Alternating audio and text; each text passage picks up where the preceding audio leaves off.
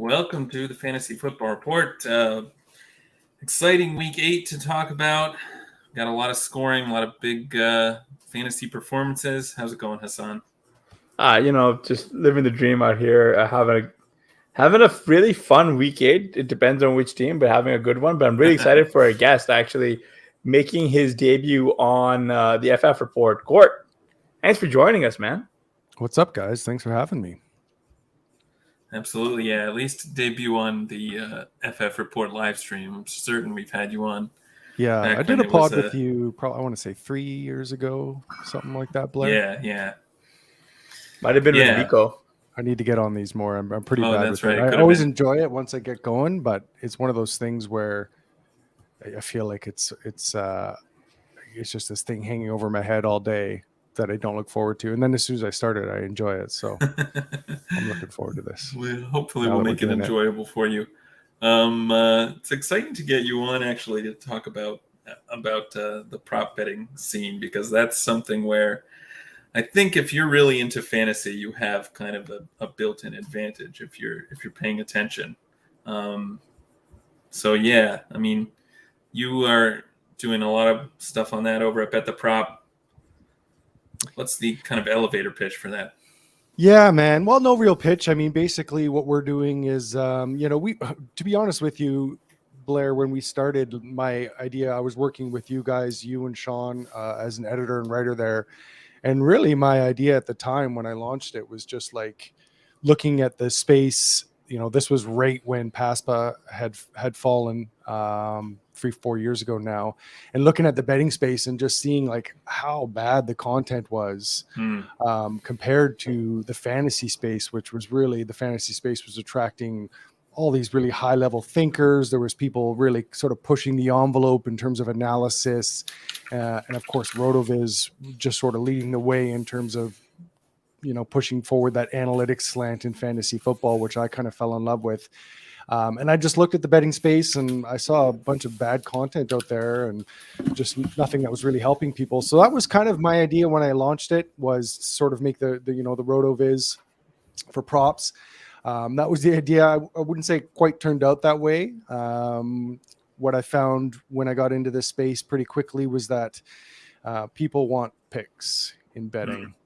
There's definitely some room for the evergreen content and educating people and stuff like that. And it's something we enjoy doing. And it's certainly something that a good portion of the audience enjoys. And it's a niche of audience that RotoViz has found. And it's the niche that we were sort of going for. But people love picks. People want picks. So, once we got into it, we learned that, and we just said, okay, well, that's what people want. Let's give them that. I did the first year for free on Twitter. And then after that, it was just clear there was a lot of demand for this. So I figured, what the heck, let's, put it behind a subscription paywall and kind of see if we can get going on that and just doing props. We started just with football. Then we added baseball. And then the last sport we added was NBA. But of course, NFL is always sort of the bread and butter. So that's pretty much what we're doing these days is picks. However, we do have a lot of stuff in the works coming that I'm really excited about. Some more, research tools now. And now that we've been around and have had a little bit of forward momentum, got a little bit more opportunity now to build some tools, build some cool stuff that we think people will be excited about. So that's in the works, hoping to launch some of that before football season, some prop board odds tools and, some tools that are similar, I would say, in a lot of ways to the RotoViz suite of tools, only propified, just really focusing in on props. There's a lot of good information out there for fantasy football, but basically nothing that's tailored purely to props, which is a space that is absolutely exploding. Yeah, I think we talked about this a little bit, is the fact that with, more and more domestic books coming online, lots more legals coming online, the menu of props has never been bigger. I mean, they're hanging lines on guys like Tanner Hudson and all, just like these randos that we would have never seen lines for 3 years ago. And now here we are. But, we were just lamenting the fact that despite there being a bigger menu, props are sharper than ever, right? Like it's been a tough year for pretty much most people betting them. and it's just been kind of coin flippy, right? Yeah, it's been a tough year. Yeah, I mean, it's it's a double-edged sword. You want the space to be growing. You want to get more new people in the space. You want to educate people. But as you do that, the markets are going to get tougher. Your ROI is going to go down. Lines are going to get sharper. It's no surprise to me. I think the only real surprise is how quickly it happened. I think I was pretty confident when I started this that people would eventually see what I saw, that like props is a ton of fun, like, and especially like you say, Blair, if you're just using it to kind of augment your fantasy. And what we've seen with a lot of people just sort of leaving fantasy behind and really getting behind the betting wave on props. And it's just a ton of fun. You're not really invested like you are in season-long teams. Every week's a new week, all that kind of thing. But so not really something I am surprised to see. Definitely sharper. I thought maybe we were a couple years away to sort of seeing this mainstream acceptance that we're starting to see. Just props are everywhere now, like ESPN and all the main sites. USA Today is doing prop articles, and it's pretty crazy to see for sure. So blessing and a curse. I want to see the space grow, but personally, the ROI is going to go down, but that's just the way it is. Yeah, that makes sense. I mean, it's obviously exciting to see this space grow, but hopefully you make up for it on the content side, right? So it's a win-win in that sense. Yeah. And I mean, ultimately also you would hope that, like, one of the problems, and Hasan knows this, but one of the problems, Blair, that you really find in this space once you get to a certain point in props is not really the winning percentage so much as it is getting money down. Right. As you may or may not be aware, a lot of these domestic books are sort of becoming infamous for, cutting off winners, basically, reducing their limits to pennies. So a lot of it becomes this sort of game of getting money down, and not getting banned. And like, how do I not get banned? How do I make my accounts last longer? How do I get more accounts? People that have been in this game for a while, those are the problems that they're worried about, not so much win percentage. So, it's one of those things where even though lines are getting sharper, you would hope that would also mean that books are going to open up their limits a little bit more, be a little bit more fair, not cutting people off as much, letting people get down more, that kind of thing. So we're kind of hoping that's what we'll see this year. I think it's too early to say if that's what we're seeing, but that would make sense. If if books are starting to do better on these, you would think they would want to open up limits a little bit more. Yeah, for sure. The game within the game, if you will. No. Speaking of games and being bad at them, Trevor Lawrence completed 18 of 31 passes for 133 yards, 1 touchdown, and 2 interceptions. And the Jaguars' 21-17 week 8 loss to the Broncos. Cort, like, what do you really take away from Lawrence? Like, it seems like he's good. He's like a lock for one incredibly awful pick a game almost. Like, what are your thoughts on Lawrence here? And like, where do you think his start is from where he was as a prospect? Well, certainly down is from when he came out of college, but I mean, it's so hard to say because he's just bouncing from one extreme to the next, right? Like, one week he's bottom 3 in completion rate over expected, and then the next week he's top of the league, and then back down the next week and up and down, and it's really hard to say. So I guess it's he's probably sort of a upper end prospect, I would say. Maybe not the blue chipper we hoped he was, but I still think there's hope for him. I know you're pretty down on him, Hasan, but like, I think we've seen enough to believe that it's there if he gets some weapons and maybe just some time, right? Like, not every quarterback's going to be good after 2 years, even the best of prospects. So I'm not ready to give up on him yet. Certainly some bad signs, but I think there's enough there where he puts it together, and they've been willing to put it on his back and give him 40 45 attempts in a game. And sometimes when that happens, we're seeing good things, but often we're seeing bad things as well. Today was a tough. I mean, the Broncos are such a good pass defense. I don't know if you can take too much away from it. Yeah, that's a good point. I mean, one thing that was really working for Jacksonville, even though they didn't end up winning the game, was ETN rushing the ball. He had 156 yards and a touchdown. Crazy. I mean, he didn't do so much in the receiving game, only 6 yards, but he's looking like someone who's could kind of, become one of the top running backs over the rest of the season. I mean, yeah, I think four straight games now with 100 yards Mhm. from scrimmage plus, I think. Yeah. Pretty good. Yeah, he blew over his rushing yard prop, which is 71.5, right? So maybe it'd be interesting to see how they're going to handle that going forward, because he's just so explosive. I wanted to get your take on not just on ETN though, but I wanted to get your take here because I know you're a Broncos fan, so I really did want to get your take here a little bit on. Don't put that on me, man. It was a long time ago. Oh, all right. Hey, no, that's totally fair, because realistically, what I'm trying to get your take here on is, like, the Broncos are still like this team that doesn't have an identity, and in a way, it's a bit of a shame that they won this game, right? Because they could have cleaned house. It's genuinely. I guess we should start from the top, which is, so is Latavius Murray really the 1A in this backfield, with Melgo as the 1B? Because there's no more Mike Boone. So what is going to happen in this backfield? I think pretty much what we saw today, more or less. I think it was pretty close to split, right? Yeah, it looks like Gordon had 9 carries, 4 catches. Yeah, he was kind of Gordon was getting the dump offs and the 2-minute drills and whatnot. So, yeah, probably a split. I did draft a little bit of Melvin this year just because he was cheap, and I thought we kind of got the scenario that we were hoping for with Javonte going down. Not that we were hoping for that, but when you're drafting Gordon, that's sort of the best case scenario. And we got that, and it's, he's pretty much the same guy. So, but the nice thing is they do seem to want to feed him down at the goal line on the odd occasion they get down there. So, and he's getting, 2, 3, sometimes 4 targets a game. So, like back end RB2, I think he's reasonable going forward. Same with Latavius, but I think a lot of it's just going to depend on this offense and if they can kind of get out of the gutter a little bit. Yeah, it does seem like they're not necessarily committed to anyone. I mean, Latavius got more carries in this game, but you could easily see next week a lot of those go to Melvin, and they just, kind of not even necessarily the hot hand, but just, I don't know.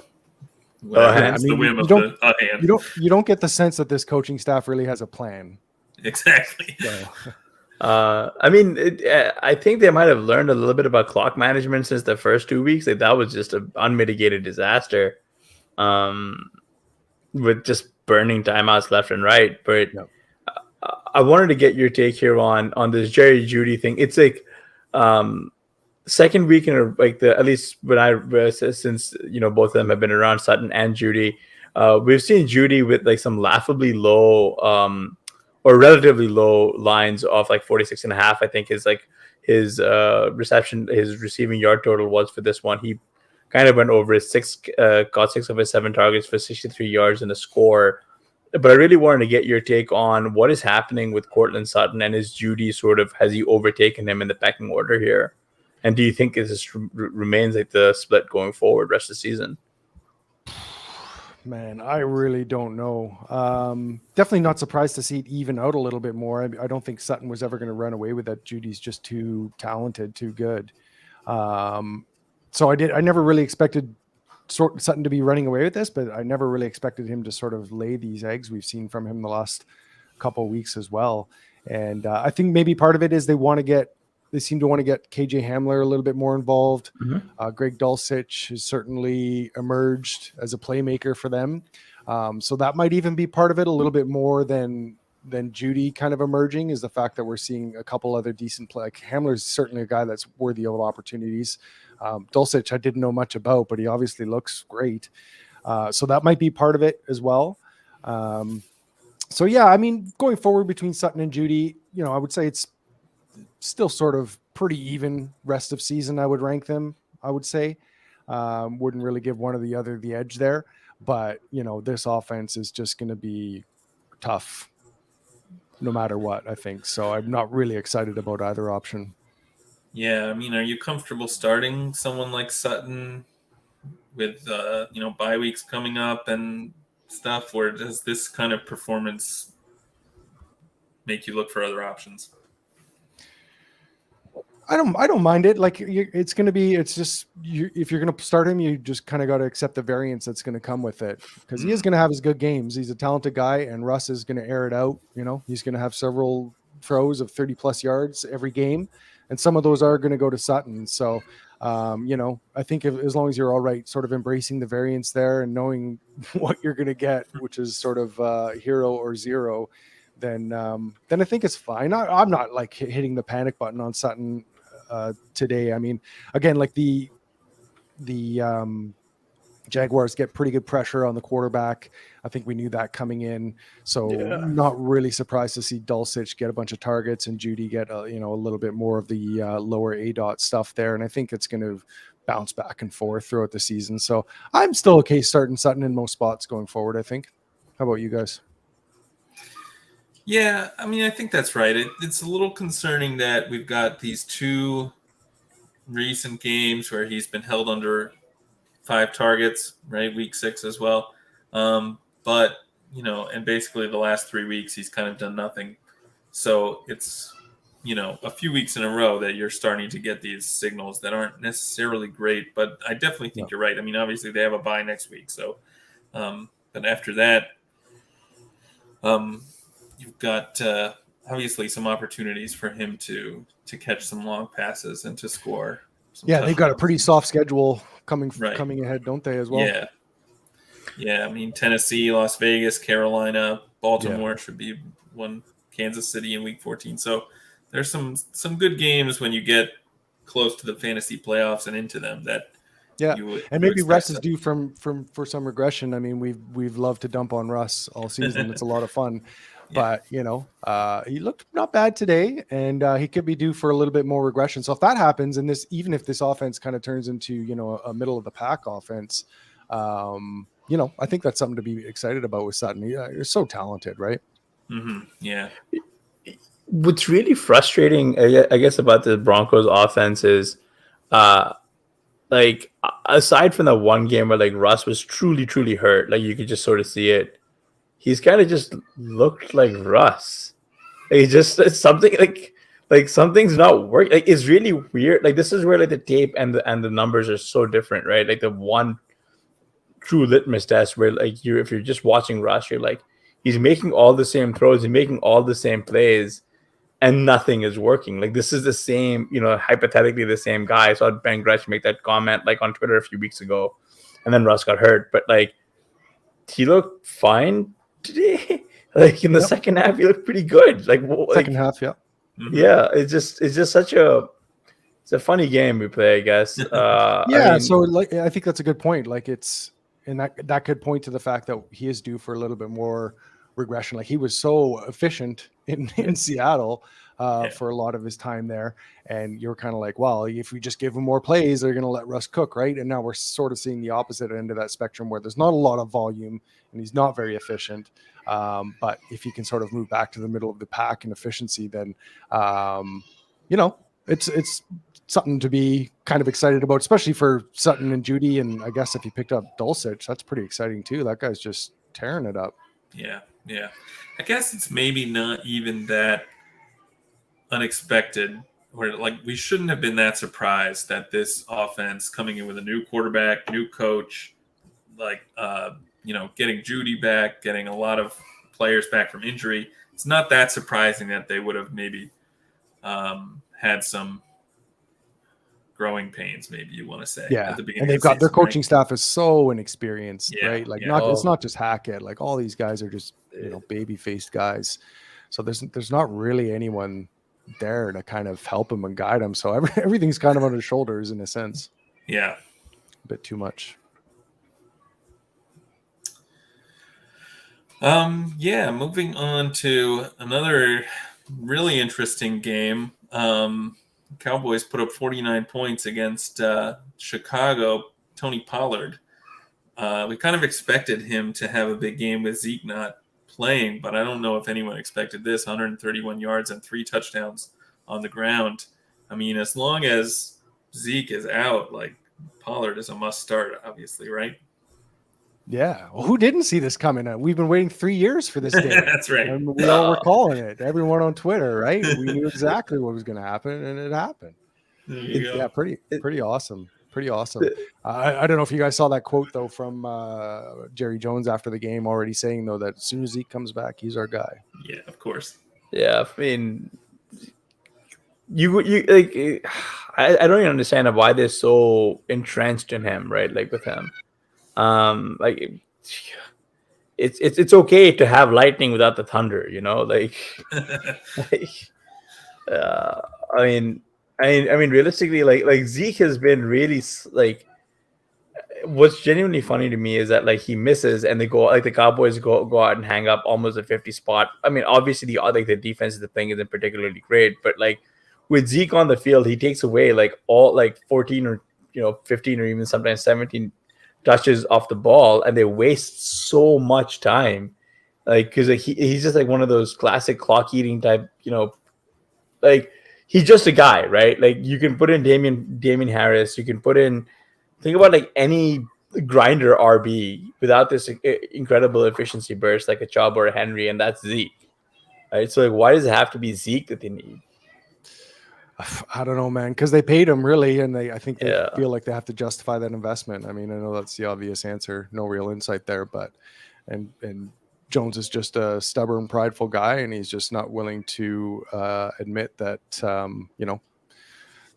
he's just sunk too much cost into this, and maybe it's time to move on. And I don't know what's his cap number. Like he's not cuttable. I think they can I think they can get away from it next week. Let me just check. Yeah.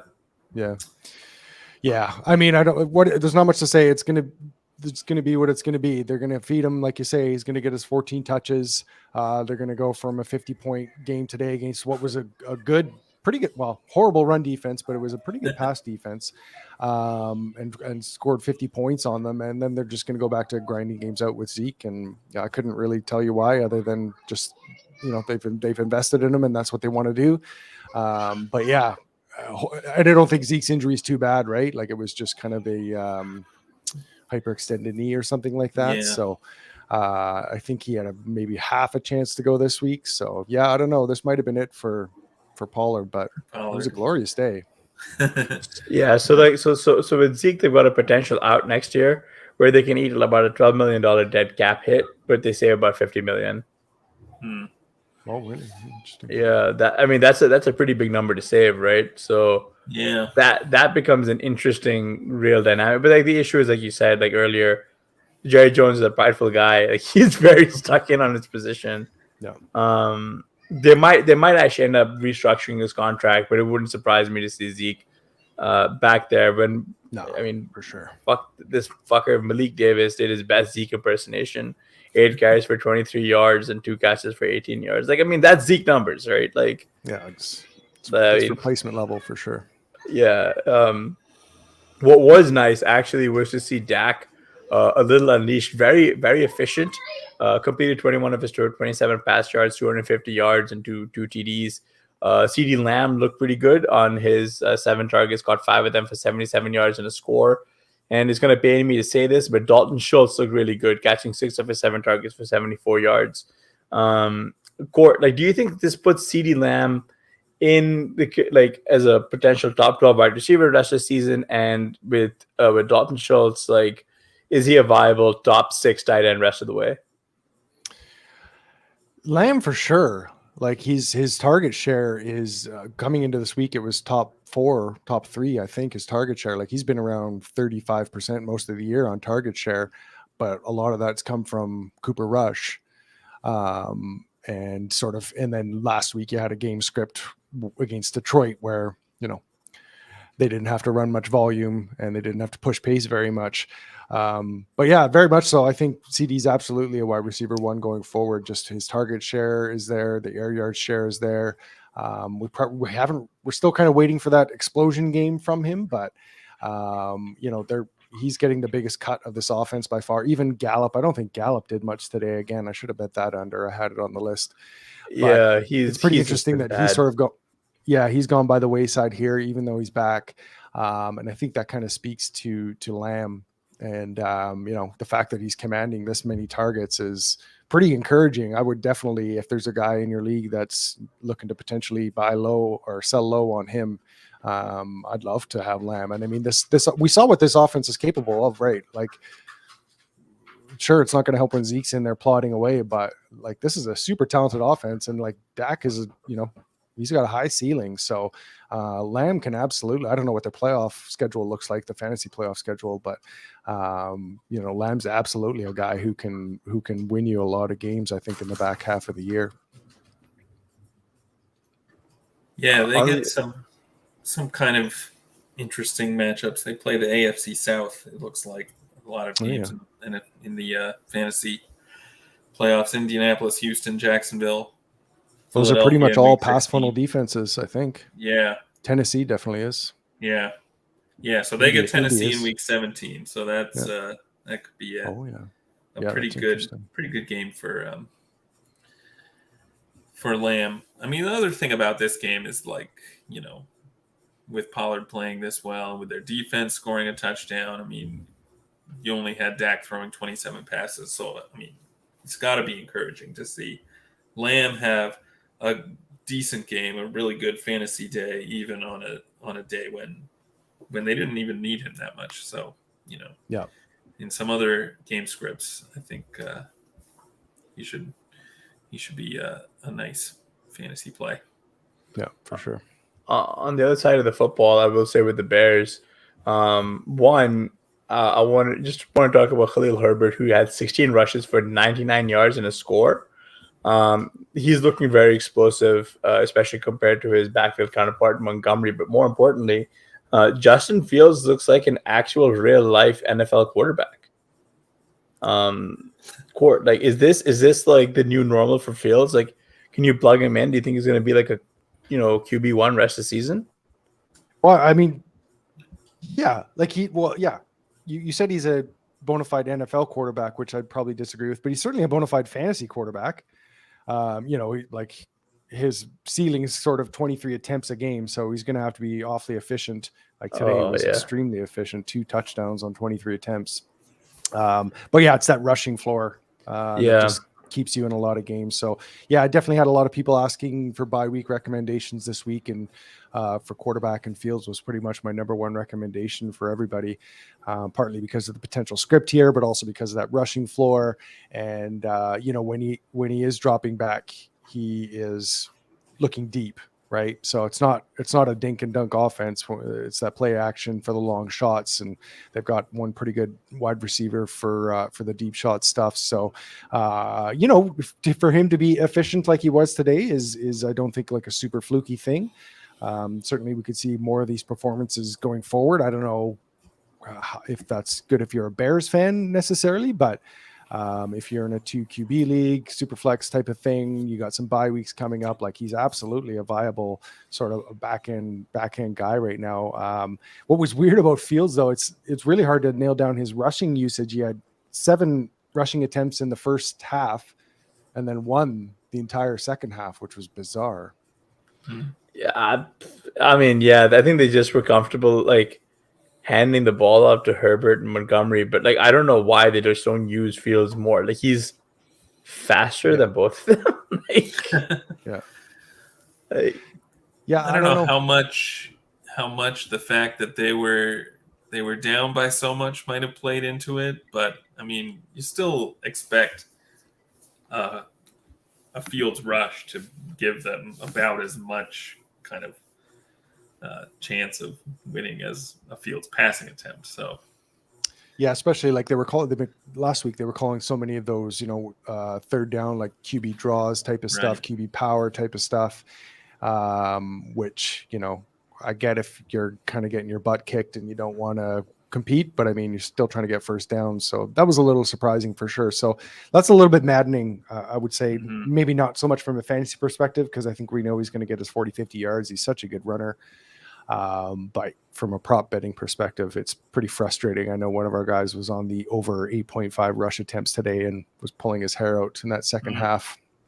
Pretty tough loss on that one. Just what a way to eat that L too, because like he was, I mean, if you were, books would have offered him close to, $1 on for every dollar he risked to get out of that position, Yeah, they would have absolutely wanted out of that one. Like, he could have got out at par value, and Yeah. Well, in his live line at halftime, I don't know what it was, but I would guess probably at least 10.5, 11.5, if not more. Yeah, probably around there. JC would know. JC would know. Just such a shame to lose that. But I just wanted to. It is interesting seeing that the Bears are becoming a bit of an offense. This was a game I wanted to talk a little bit about the Lions and the Fish. This is quite a game, man. But nothing was more surprising than the fact that TJ Hawkinson actually looked like a serviceable tight end streamer. He caught 3 of his 4 targets for 80 yards in the Lions' Week 8 loss to the Finns. Where rest of the season, do you have TJ Hawkinson in that DJ in the DE 6 to 9 range, or are you more of a 8 to 12 or 10 to 12? Probably on the higher end. I mean, the nice thing about the Lions is there's going to be a lot of these types of scripts because their defense is so bad that they're going to be pulled into a lot of shootouts.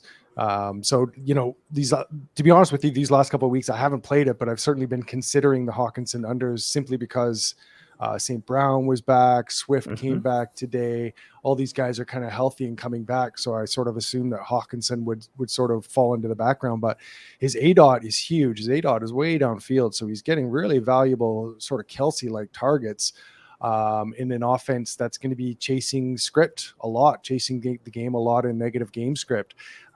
Really, really bad defense that's just going to give up a ton of points. So yeah, I like Hawkinson. I'm a little bit upset I don't have more of him in fantasy this year and not in any key spots really in my redraft leagues. I just thought with St. Brown emerging, certainly Goff has been a lot more efficient than anticipated this year.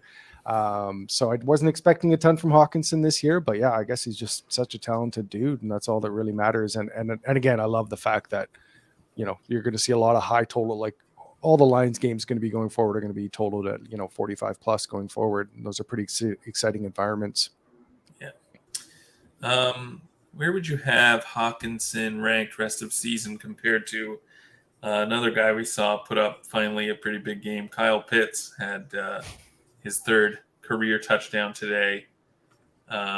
I don't have the exact line in front of me of what he ended up putting up, but it's 5 for 80, I think. Yeah, that's right. 5 for 80. 5 for 80 and a touch. Yeah.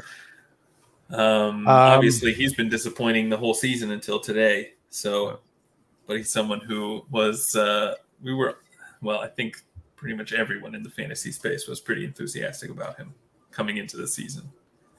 Is this enough to have we seen enough after this game to get him back up into the range where we thought he might end? Well, they still only had 23 pass attempts.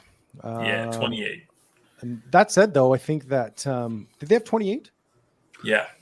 Well, that's a lot for them. Well, overtime. Yeah, overtime. Right. Yeah. It's interesting. And I think Drake London was kind of on the vine a bit today. He only had, I think, 3 targets, something like that. He 5 with overtime. 5. Yeah. So. Yeah, I still like Pitts. I got him in the home league, and I'm just sticking him in there every week. There's not much else you can do. I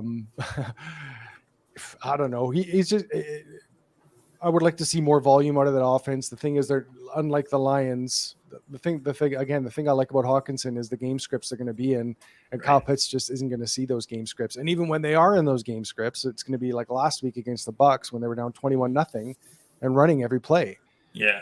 So, it's frustrating, but, I think we're seeing some positive regression here. I think last week or 2 weeks ago, he had a touchdown called back that I thought was an easy touchdown that didn't count on instant replay. And so, yeah, I still like Pitts, but man, rest of season Pitts or Hawkinson, man, that is a good one. That was a tough one, right? I'd go Hawkinson. Ooh, that's such a shame because I don't know. As soon as I said that, it felt wrong. It feels wrong, but here's where I think your gut's actually right because Damiere Byrd. So I'm a Damiere Byrd slappy. I play in these wacko fucking dynasty leagues where where like Demir Bird's on like every roster, just because he does shit like this, right? Yeah. 6 targets, 3 catches, 67 yards in the score, and that's like probably the most embarrassing thing I've ever made on this channel. But like the fact that Demir Bird is out here stealing targets away from Drake London and Kyle Pitts probably gives you a good reason to believe that like Hawkinson might be a good gut feel. Although if Khalif Raymond continues to do what he's doing right now, which is also, if Khalif Raymond starts playing the Demir Bird roll up in Detroit, then it's going to be a lot closer. Yeah, but that's a function of what I was talking about with Detroit and the scripts they're going to be in, and so much of my process is based in game script and the volume we're going to see and what scripts teams are going to be in. And Detroit, the guys, I mean, it's just a dream spot, right? You're going to see volume, and Goff's been reasonably efficient, and they're aggressive. When they get behind, they have no problem going fast, passing a ton. So, it's a hard offense to pass over just for that reason alone. And I think with my process being so heavily based in game script, I'd probably have to lean Hawkinson there. Yeah, you can even see cases where like having Swift back, having Amon-Ra back actually helps Hawkinson, especially near the goal line. So sure. I don't necessarily disagree with that take. I just own so much Pitts. I wish you could have gone the other way. I mean, on the other side, it looks like DJ Moore is unleashed without the shackles of CMC to drown him. He got 6 of his 11 targets for 152 yards and a score. He also had 1 carry, which he converted for 3 yards. It's just such a pain to have gone through the early quarter of the season. With what we saw from DJ Moore. Like, do you think DJ Moore is a top 10 wide receiver rest of the way? Top 10, no, but certainly a very solid wide receiver too. I think you can be happy with.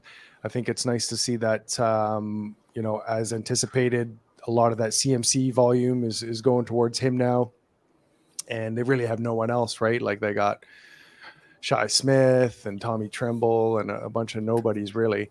9 targets with Terrace Marshall, man. That's how that's how the Terrace Marshall slappies get there. Did they get there again today? Yeah. Oh my god. 4 for 87 on 9 targets, man. Can you imagine? Wow. Again, Terrace overtime. Marshall was like decent at LSU, right? Maybe. Yeah. What everybody might remember from this game is Moore catching that touchdown at the end and then the helmet, taking his helmet off to celebrate and basically making Carolina lose the game. I wonder how much that sticks in a coach's mind if you're thinking about, I don't know, whether the scheme plays for him, but definitely Moore looked good today. So I'm pretty, he's someone who I still have on a ton of dynasty teams, and I'm and pretty encouraging to see like that first start for PJ Walker. Mm-hmm. He had negative air yards for the entire game. Everything was behind the line of scrimmage, and then he came out after and kind of called the offense out. And since then, we've seen a pretty decent offense. They've been a lot more aggressive. I think after they traded CMC, they just figured, fuck it, nothing to lose.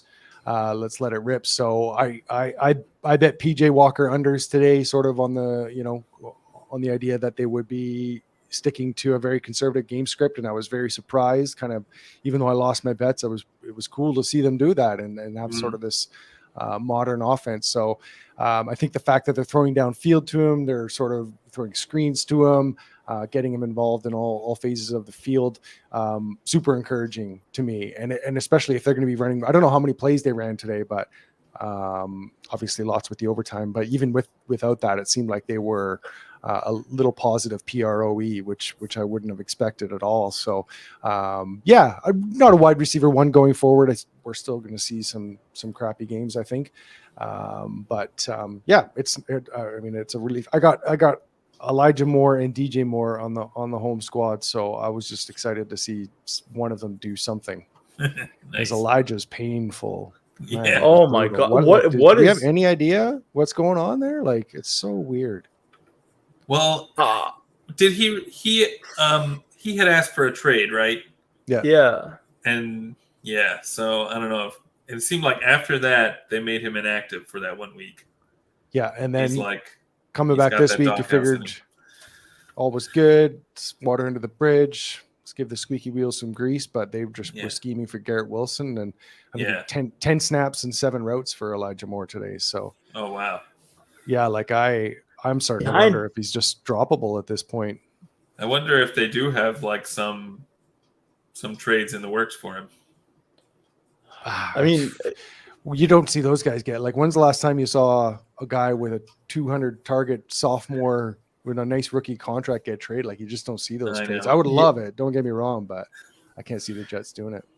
Yeah, I mean, like, you just don't trade this type of talent. Like, we've seen elite wide receivers hit free agency or get traded in a second contract. We've never seen guys essentially in their still training, like where they're still so young and on the cheap rookie deal get moved, especially when they've shown elite upside. Like I don't get. Yeah, I'm trying to think. Was Brandon Cooks? I know he's been traded a ton. Was he traded on his rookie contract? Oh, it might have been the last year of his deal. He probably was. Yeah, that makes sense. Yeah. Yeah, but I mean, it is very weird for him not to even be used in the game that much, not to be on the field that much. I'm sorry to interrupt you, Blair. You're right. You're right, Cort. Brandon Cooks was traded, but here's the price that they spent. The Patriots traded their first rounder and the 3rd round pick and a 4th round pick. Wow. That's what they gave up to get Cooks. Yeah. Yeah. And you got to think Elijah's value, maybe not quite that big, but ballpark. I mean, ballpark, it would take that. Yeah, it would take that to get him, right? I just don't understand like why the Packers, for example, aren't just out there doing something like that, right? Yeah. Like I don't know what the Packers are doing. Oh, I got so many Packers unders tonight, boys. Oh my god, dude! I need all the Packers unders tonight. Yeah, we're gonna get rich or die trying on the Packers as unders, man. It's just. Is it going to be another Aaron Jones day, or is unders on him too? Also on him to just take any Packer player, and we're hitting the under, man. Yeah, Romeo Doubs, Christian Watson, Aaron Jones under 246, Romeo Doubs under 44, Aaron Jones under 48, under 48, and then I personally have some A-Rod under 1.5 rushing yards. It's been I have A-Rod under 1.5 touch. Yeah, like 1.5 touchdowns. Yeah. That's a good play too. It was like minus 125. Yeah, it's a good play. Yeah, at minus 125. So like we're just incredibly like as high leverage as we can against the Packers. If anyone's trying to get last second action down, like that's where you want to put your money right now, I think, and then just pray. I don't see what could go wrong, really. Like we've never seen such incredible closing line value and then just losing, right? Another guy who had a fantastic day today was Alvin Kamara. He had 18 rushes for 62 yards and a score, but really, like, he did his damage through the air. He had 9 catches for 96 yards and 2 scores. Cort, like, so Alvin Kamara is just going to be like, this is just what he does, right? Like, is he like a top 6 running back rest of the season? That's tough, right? Because yeah, it is tough. I mean, it's borderline. I'm not super excited. Like I wasn't drafting him much this year, even without even with the suspension discount or potential suspension discount. Just because, I don't have a lot of faith in Jameis. I think that it's kind of funny. People really didn't seem to be talking much about the fact that Sean Payton had left. And I know Dennis Allen is a fine coach, but I don't think he's on the level of Sean Payton. So for those reasons, I mean, it's kind of an inconsistent offense. We sort of saw what can happen in bad scripts, like last week against Arizona when they get behind. Like, but I don't know. Dalton's been. I'd have to dig into that one a little bit more because the problem was really Jameis, wasn't it? He refused to check down. And now we've got Dalton in there, and he seems much more happy to kind of check down. So looking at it that way, Yeah, I mean, if he's going to get his 5 targets a game, there's probably I don't know if I quite put him top 6, but I'd still probably rather have like Derrick Henry and stuff like that. But maybe kind of a top 8 guy. Yeah, I mean, like the only like real thing is like we can talk a little bit about it. Is like JT like has been a true destruction of value as a 101 pick, right? Like he is at this point, you're happy if he's getting you 10 points. Meanwhile, other running backs, they pretty much any other first round running back, and then some of these other guys like Kamara and stuff are just sort of smashing. To where like you can see a top 6 coalesce around, some of like you can see like a world where like Kamara is very difficult for him to fall out of the top 12, if you will. Yeah. Yeah, I think with some of the running back injuries we've had, especially that top 6 maybe makes more sense. I mean, what's interesting about Kamara is he's been like really inefficient this season, unusually for him, but I think this is the first week he's actually scored a touchdown at all, rushing or receiving. Yeah. So some of that inefficiency is maybe a little bit fluky.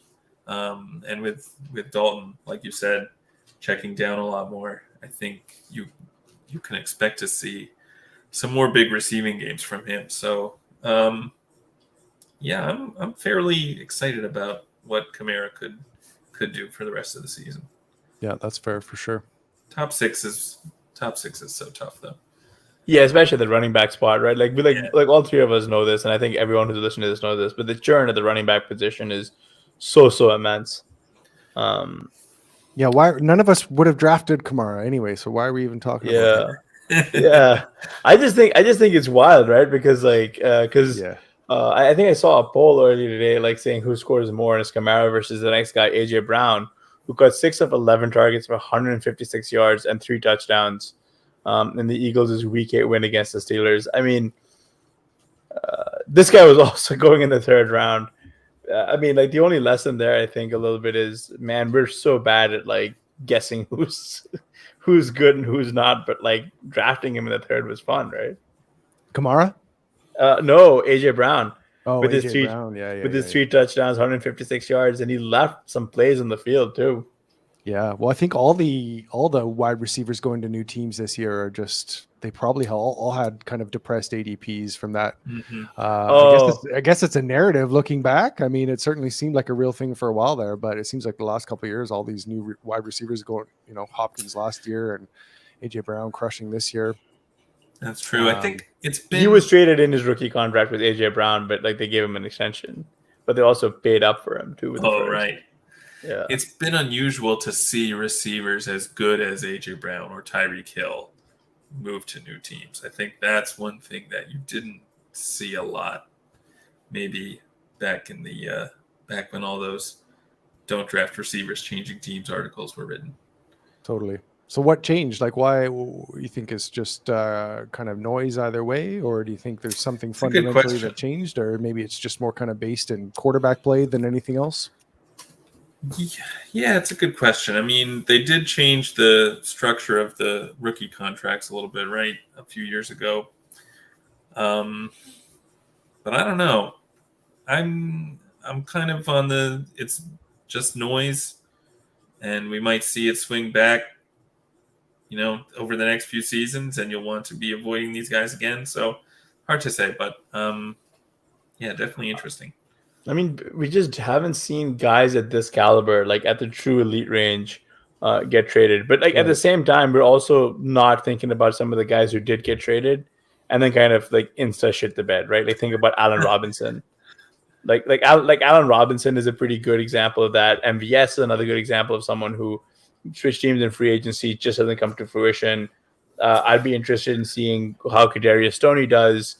There are certainly a lot of guys who tend to not do very well, but then we see a handful of these truly elite players move, and they're the ones who are completely wrecking what our belief in the data a little bit. Well, actually, yeah, that's true. The numbers might still bear out that chasing guys who change teams is usually a bad idea, because Allen Robinson is just so bad that he makes up for God, it. he's just ruining all scales right now. He was bad before he changed teams as well. So Right.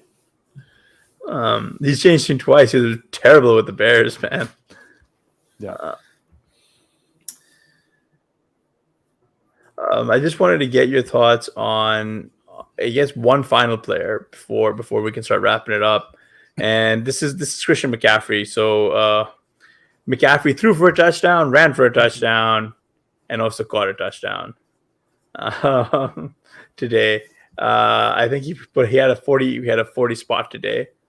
So this is a guy who really.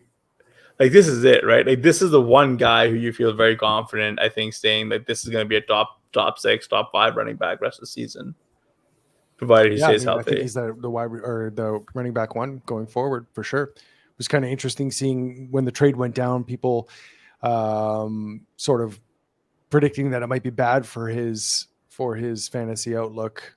Just the fact that he's got more studs to kind of, he's got Kittle, and that may still come to pass, right? Like, it'll be interesting to see how things look when Debo's back, because they're such similar players, right? So I think a lot of those touches that CMC got today, which were high value touches, are going to get siphoned off to Debo when he comes back for sure. And but yeah, I mean, CMC, he's a lock, man. If he's going to be getting these kind of targets and touches, and he's going to be getting the red zone work, I mean, it doesn't really matter if it's slightly better or worse than he was doing in Carolina. It's going to be crushing, right? Oh, yeah. God. Yeah. Yeah, after last week, I think the concern that he might not get quite the same opportunity that he had in Carolina was kind of a little more realistic. But after seeing this game, you can kind of put all those worries behind you, hopefully. Yeah, that combined with, the investment that they've made in him, basically punting an entire draft more or less for him, you would think that they would want to get him involved. Yeah. Some rumors, I guess, that they might be entertaining trades for Jeff Wilson, which would be just another. What are they going to get for him? Like a fourth? I don't know. I'm sure when's the trade deadline on Tuesday? Yeah. Yeah. So if you guys had to put money on one guy getting traded on Kareem Hunt? Tuesday, who would Yeah, it be? Kareem Hunt seems like a pretty good, pretty likely scenario. So what does that do for Chubb's value, you think? Does it change it much? No, not as much on the receiving side. But you're going to see, because I think you're going to see a lot more Dearness Johnson. I think that offense, we're going to see a pretty big change going forward. Sure. Yeah, because Deshaun's going to be back in a couple of weeks. And that's going to change everything. But I do think that the Browns are open. Like, they've been pretty open and vocal about trading Kareem Hunt. Joe King actually points out Hunt is about a contract next year. No, I believe that is correct, but I also believe that whichever team that will be taking on Hunt is ostensibly going to be giving him some kind of like an extension when they sign him, because I think he could be had for very cheap, like a 6 or something, because like that's kind of what James Robinson was just traded for. I think they're asking for a 4th, I think, is the report that they want back. Yeah. I think they're going to get they'll easily get like a 4th or a 5th, especially from a running back needy team. Rams? So yeah, maybe. Or do they have a 4th left? I don't know. I don't know. I mean, the thing that's interesting, like over the last 2 games, Hunt has 9 carries total. Yeah. So, if you're just looking kind of recent, what they've been kind of doing with their splits probably doesn't change much for Chubb at all. Apart from week 1, Hunt really didn't. I mean, he had some carries, but he wasn't doing much. He wasn't adding much to the offense. So no. Yeah. So yeah, I don't know that it changes Chubb's value. I don't know. Is Demetric Felton still around? He's kind of interesting. Dearness Johnson's going to take over in the event, because I think he's going to be the guy that you want, like as a flyer. But even if we get 1.5, 2 extra targets a game from Chubb, that's a pretty big deal, I think. Yeah, for Chubb, yeah, especially because he's so good on the ground. If you get him some of those receptions, man, that guy is gonna smash. Yeah. That would be big. I guess even like the question, of course, is it that Hunt is good in the receiving game and that's what's keeping them from throwing the ball to Chubb more, or is it that they just don't want to throw the ball to Chubb, that he's not that good, and those targets would just go elsewhere?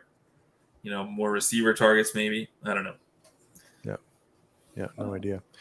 So, hey, Blair, are you still doing any props these days? I know you were kind of into it a few years ago, but I never followed up with you to see how you made out, if you're still grinding them out or...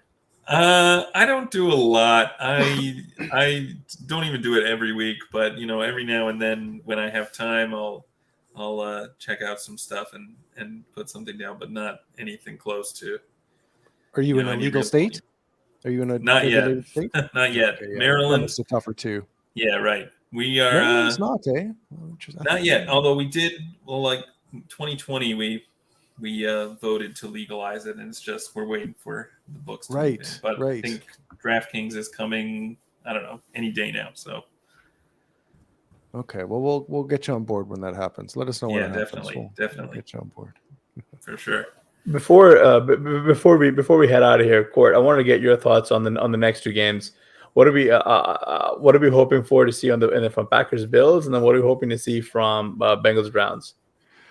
Packers Bills, yeah. I mean, minus 11 for the Bills. The Packers, I think it's pretty interesting what the Bills are going to do. I'm going to be interesting to see what they're going to do because they've obviously skewed extremely pass heavy, but the Packers are definitely a run funnel defense. We've seen a lot of teams skew towards the run against the Packers. They're weak pass. They're a weak run defense for sure. Their pass defense is just whatever, but we've seen them just get absolutely destroyed on the ground. And yet the Bills are not a great run team. We haven't really seen them get it going. So that'll be kind of interesting. I think Josh Allen's line for attempts this week was definitely the lowest it's been all year, 33.5. He's usually up at around 37, 38. So I think that tells us that, I think we're going to see maybe a little more Singletary. I think Singletary, it might, if there's ever going to be a game for Singletary, this might be it.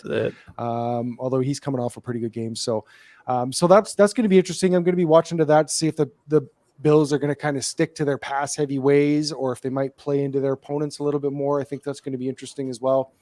On the Packers side, yeah, I mean, this is the horrible spot. I mean, on the road, the Bills are coming off a bye. They're well rested. They've had an extra week to prepare. They're huge favorites. It's just a mismatches all around. Dobbs is basically the number one wide receiver now. Like, it's bad, man. Lazard's out, right? So, yeah, I could be. I would anticipate, like, I've got the Aaron Jones under on rushing, but wouldn't be surprised to see him get a bunch of dump offs in the passing game. I think that kind of makes the most sense to me. Dobbs, I got the under on him. I'm hoping he has a quiet game, but I wouldn't be surprised if just because he's the last guy left, and he had a bad game last week, and it seems like Rodgers kind of called him out. So I think that probably goes one way or the other. Rodgers just completely ignores him or gives him another chance. But yeah, I think this is going to be a pretty ugly game. I don't have a lot of confidence in the Packers. Rodgers looks terrible, got no wide receivers. Going to be tough to run the ball. Going to be tough to pass the ball. So that's kind of where I'm at on that one. Tomorrow, I haven't broken that game down too much yet. I think that what's going to be really interesting is to see how much the Bengals offense changes without Chase, of course. If we start, because Chase was getting double teamed, I think at the second highest rate in the league. So that's going to be really interesting to see if like a guy like Boyd can step up, maybe Hayden Hurst. But I think it's the most likely. I really have no idea what they're going to do, but I think we have seen them skew super run heavy at times in the past couple of years. So we know they have that in them. So I wouldn't be shocked to see, and the Browns have a pretty good pass rush as well. Is that true? No, is that true? It is, especially when they have Myles Garrett in there. I think they were a little. Anyway, it's going to be interesting to see what they do. I think we could see a ton of Mixon. He's got his highest lines of the year as well. So, I wouldn't be surprised to see a little bit more Mixon, kind of 17, 18 carries, slow the game down. But yeah, I'm not too sure what to make of that game. I got to spend a little bit more time on it, to be honest with you. No, I'm with you. I really am interested to see what we see out of the Bengals' offense without Jamar Chase. Chase is. I mean, he's so important to that team, man. Yeah. Yeah. All What's right. Tyler Boyd is like 61.5 yards. You guys got over or under tomorrow? I like over. I kind of like the under. Yeah. I think I like the. I'm the Boyd. Like I'm the Boyd slappy. Yeah. What are you thinking? I probably lead under there. It's a big number from him. Yeah. So it's making a big assumption that he's going to soak up a huge chunk of that Chase volume, and he's kind of been he runs different routes than Chase, and he's kind of already been getting decent volume on his own. So I don't know that he necessarily takes over a lot of that those extra targets. So 61 seems a little bit high to me. I'd lean under. Yeah, I mean Zach Taylor. And we all know how this fucking ends. It's gonna end with like 10 targets to Joe Mixon for 32 yards, and they're gonna lose, right? Like we've seen this one before. Yeah. I think that is it. Anything else we need to discuss before we sign off here, guys? Oh, I just want to thank Cort once again, man. Thanks for having me, guys. It was awesome. Definitely check out Bet the Prop if you're not already doing that. Props are something that's growing that you should be getting into. Where else can the people find your work, Cort? That's pretty much it, man. That's my work and my life, and pretty much consumes all of my waking hours these days. Just doing this. It's a lot of fun. It's a lot of work though. So that's literally where all my work is. Most of it is we do a lot of stuff on the site, but yeah, we got the Slack is the place to be. We've kind of got the subscriber Slack chat, and it's a pretty awesome group, and a lot of things to learn in there. I've learned so much from launching this group. I've learned so much from my subscribers. We've got such a sharp group of guys in there. I love being in there. So that's where I put most of my work and my effort. So if it's an area you're interested in and looking to learn a little bit more about, it's a friendly group and it's a soft landing into what can be a pretty intimidating space for sure. Awesome. Yeah, definitely check that out. Make sure to subscribe to the RotoViz YouTube channel if you're not already. Leave us a rating and review on whatever podcast app you prefer. And yeah, we'll talk to you later. Later.